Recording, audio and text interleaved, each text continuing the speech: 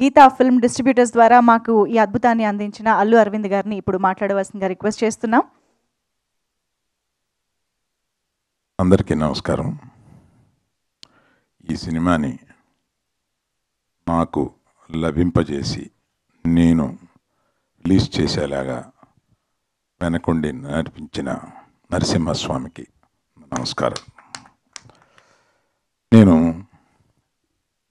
కొద్దిమందిని ఇక్కడ మెన్షన్ చేసుకోవాల్సిన అవసరం ఉంది. నాకు హుంబాలే ఫిలిమ్స్కి నాకు ఒక అవినాభావ సంబంధం ఉంది.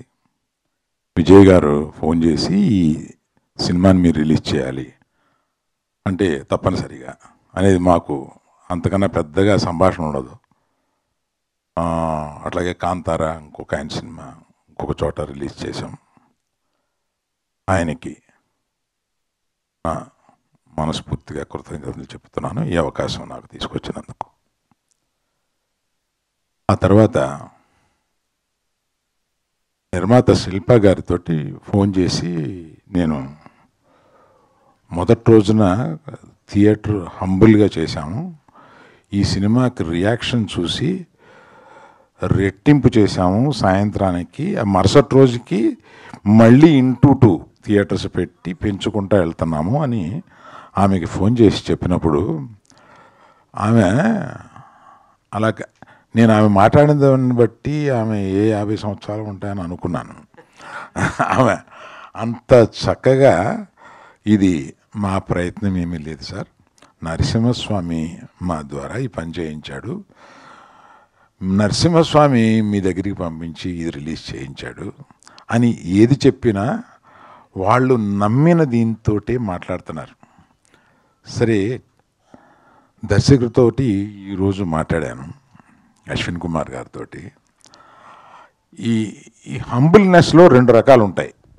హంబుల్నెస్ని ప్రజెంట్ చేస్తారు కొంతమంది, హంబుల్నెస్ని రియల్గా ఇక్కడ ఫీల్ అవుతూ ఉంటారు కొంతమంది.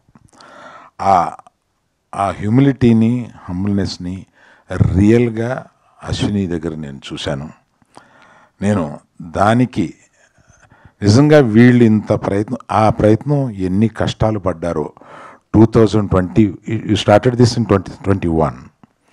2021 నుంచి ఇప్పటి వరకు ఈ సినిమా తీయడానికి ఎన్ని కష్టాలు పడ్డారో అది పొద్దున చెబుతుంటే నిజంగా వాళ్ళకి మొండితనంతో ఆ సినిమాని పూర్తి చేయాలన్న ఒక పట్టుదలతోటి 3 సంవత్సరాలు దాని వెనకాల పడి దాన్ని పూర్తి చేశారు. అలాగా అంత పట్టుదలతో పూర్తి చేసినందుకు ఇవాళ నరసింహస్వామి ఆయనకి ఆయన భార్యకి ఇంతటి భారతదేశం అంతా జేజేలు పలుకుతూ ఈ సినిమాకి స్వాగతం పలుకుతున్నారు. ప్రతిరోజు రోజుకి పెరుగుతూనే ఉన్నారు. మొన్న ఏఎంబిలో 200 మంది స్వాములు వచ్చి ఈ సినిమా చూసి వెళ్తున్నారు. అందులో కొన్ని సంవత్సరాలు అయిపోయింది మేము థియేటర్కి వచ్చి అని చెప్తున్నారు వాళ్ళు. ఈ స్వాములు థియేటర్కి వచ్చి చూడడం ఏంటి నాకు తెలీదు. నేను ఈ సినిమాని ఇంకెట్లా ప్రమోట్ చేయాలి అని ఆలోచించుకుంటూ ఉన్నాను. దీనికి ప్రమోషన్ అక్కర్లేదు, ఆటోమేటిక్గా ఒకళ్ళు ఇప్పుడు ఈయన చూశారు జొన్నవిత్తులు గారు, ఆ ఉద్వేగం ఆయన చెప్పగలిగారు. అది ఆయన చెప్పలేకుండా ఉద్వేగం ఫీల్ అయ్యి ఇంట్లో వాళ్ళకి పక్కింటి వాళ్ళకి చెప్పే ఒక సందర్భం ఈ సినిమాకు ఉన్నది. అలాగే యాక్చువల్గా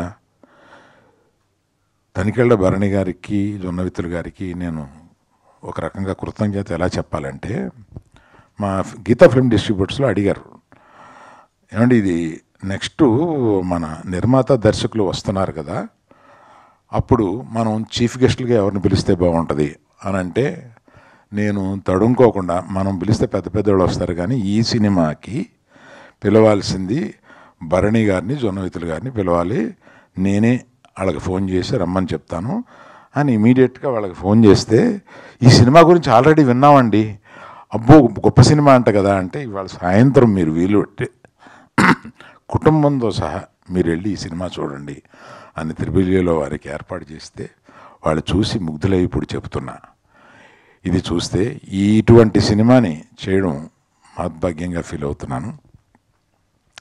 ఈ నరసింహస్వామి ఈ సనాతన ధర్మాన్ని నమ్మిన, ఇక్కడ ఉన్నవాళ్ళంతా ఈ సనాతన ధర్మాన్ని నమ్మిన వాళ్ళు. మీకు ఇంకొక విషయం పవన్ కళ్యాణ్ గురించి చెప్పాలి. సనాతన ధర్మం నాకు తెలిసిన వాళ్ళల్లో కానీ, అంటే నాకు సన్నిహితులైన వాళ్ళలో కానీ, మా కుటుంబంలో కానీ సనాతన ధర్మం గురించి పవన్ కళ్యాణ్కి తెలిసినంత వేరెవరికీ తెలియదు. అతను పవన్ కళ్యాణ్ గారు సనాతన ధర్మం గురించి మాట్లాడితే మనం ముగ్ధులం అవుతాం.